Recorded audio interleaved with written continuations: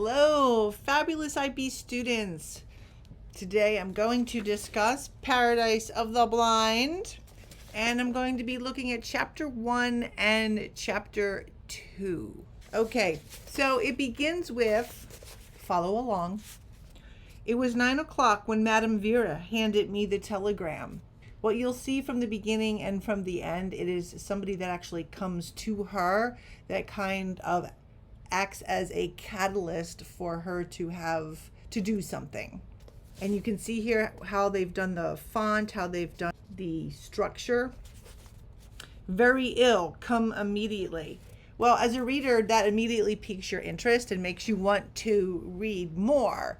But when we go back and we take a look at it and we analyze it, we see that it's Chin and Uncle Chin, and he is a lying piece of you-know-what. So it says, she looked at me and said, and we're like, who is the she? Who is the she? So these are all just kind of like tricks that the author uses to get you to keep reading on.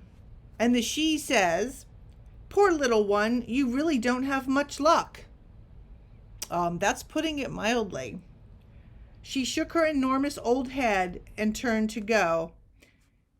As she shuffled off, the smell of her cheap perfume hung in the room, sticking like glue in the yellow peeling walls. So we immediately know that she's not in a very nice place, okay? And even this woman who is in this old house and has wearing cheap perfume and has an enormous old head feels sorry for her. So she must really be pitiful. I was sick myself, and here she was referring to the telegram. For the last few days I had been racked with fever. I walked with my shoulders hunched over like an old drug addict. Okay, you've got that visual, right? So a lovely metaphor. My tiny breasts floating under a baggy shirt.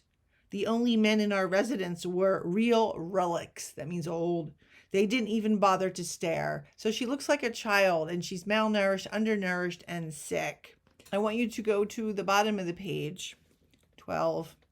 I could already see train tracks rushing past me, mile markers swallowed up in the distance. So here she's in a train, and we see that she's moving forward, but in the book, she's actually moving backwards into the past, into her own memory.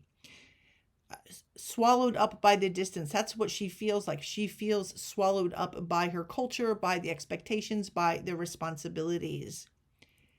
Dense forests followed by unending fields of wheat, village after village, church spires and rooftops piercing the air. An interesting choice of words, piercing. It sounds like it's painful. The sad, monotonous click-clack of wheels along the track. So we've got auditory imagery. Station after station drowned in fog. Okay, fog is a definite motif that emerges into a symbol in this book. Awash in eerie fluorescent light.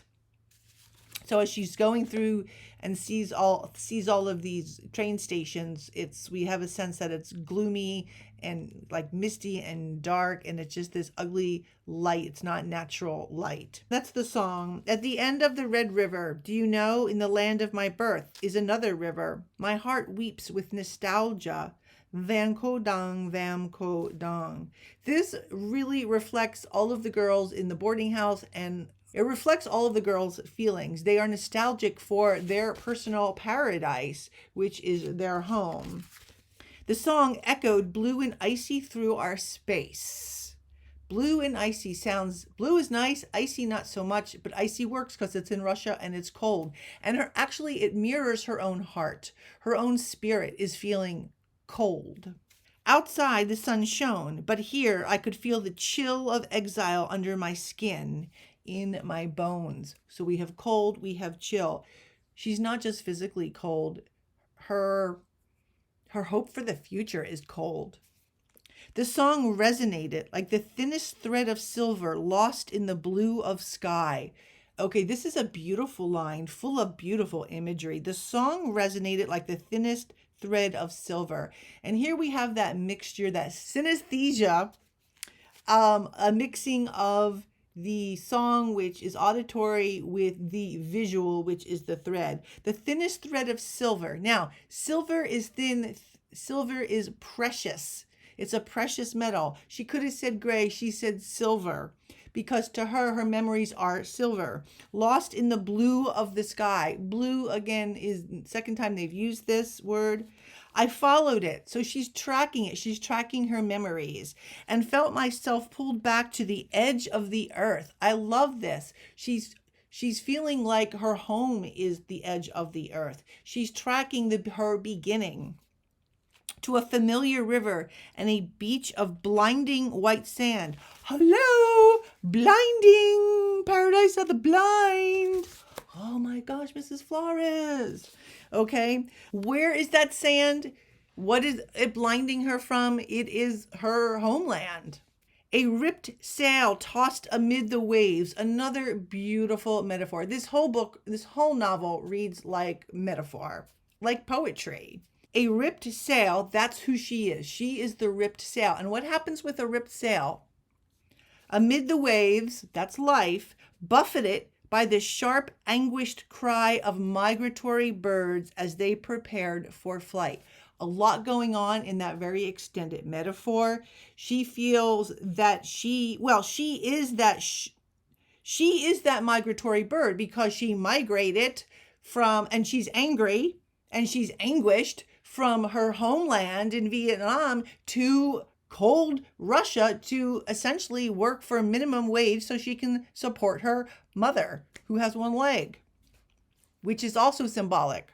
As they prepared for flight, okay, so we have a sense that she's going to be flying in her mind at least, and that she's tossed amid the waves really gives you a sense of what she feels that life is doing for her, that she has no control. This is super important. A lot of these characters feel like they have no control over their own lives. And that is something definitely you could be discussing at length with any kind of paper or IOC.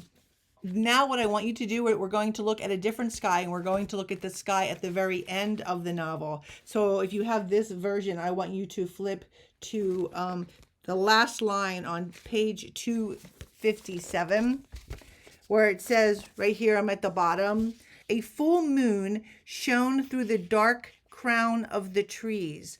So here we don't have a sun, we don't have the daylight, we have a moon. So you can see once again how time, a day, can actually act more than just a physical day, a literary day, but her finishing the day of her understanding.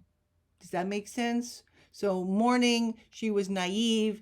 In the evening, she has enlightenment. She has character growth. A full moon shone through the dark crown of the trees. A few stars shimmered. That's pretty. That's nice imagery. I stood there motionless. Motionless. Probably not a good thing, but let's move on. Staring at them. So she's looking not just at the stars, but at her life, at her future. Never in my life had I felt with such sharpness. She likes that word sharp.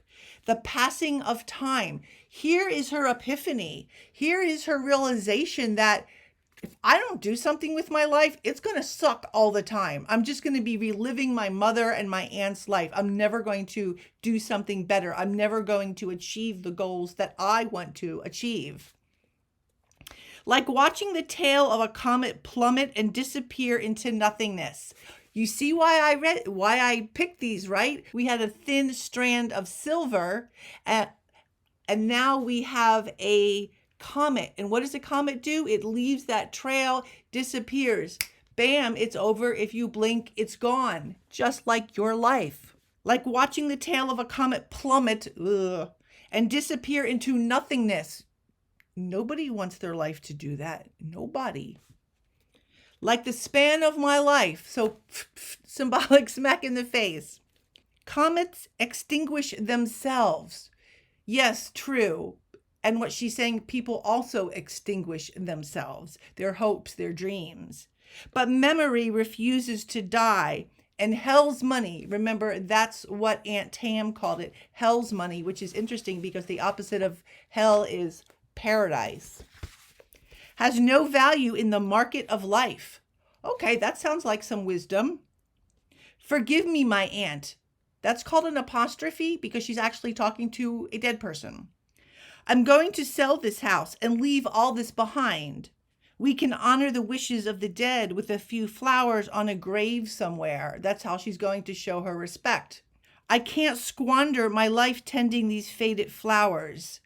All right, the faded flowers are obligations and responsibilities. They are faded because they no longer work for her, because that time of family obligations was past in this new regime, in this new political regime, in this new life that she has.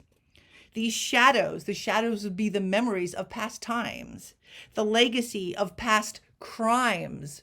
And there was a lot of crimes. We've seen them all: spiritual crimes, political crimes, actual crimes, emotional crimes, familial crimes, a lot of crimes.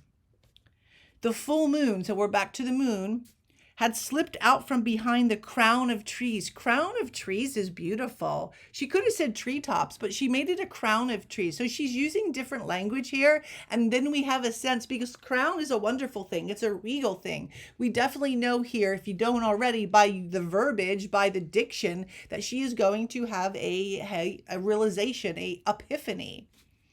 It was at its zenith. That's like right there. The stars quivered. Okay, stars can't quiver because they're not afraid.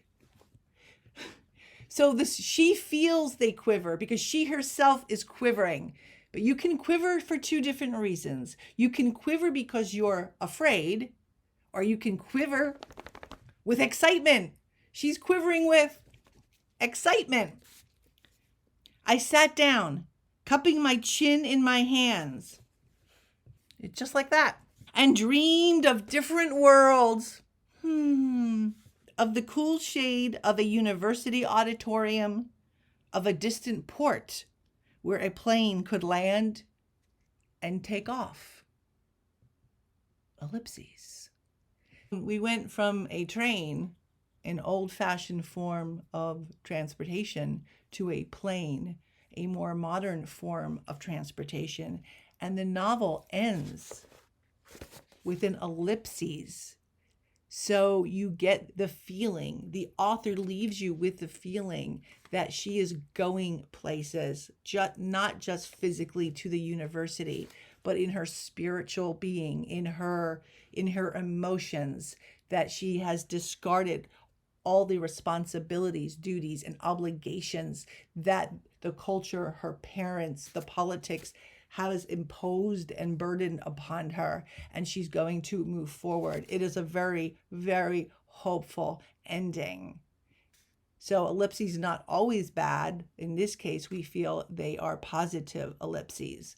So she bookended she used bookends really with the sky and how she feels to really encompass how she has great character growth and reflects the character arc throughout the narrative of the novel. Okay, so we will discuss more of that in class, and thank you for watching. And remember, stay smart. Bye-bye.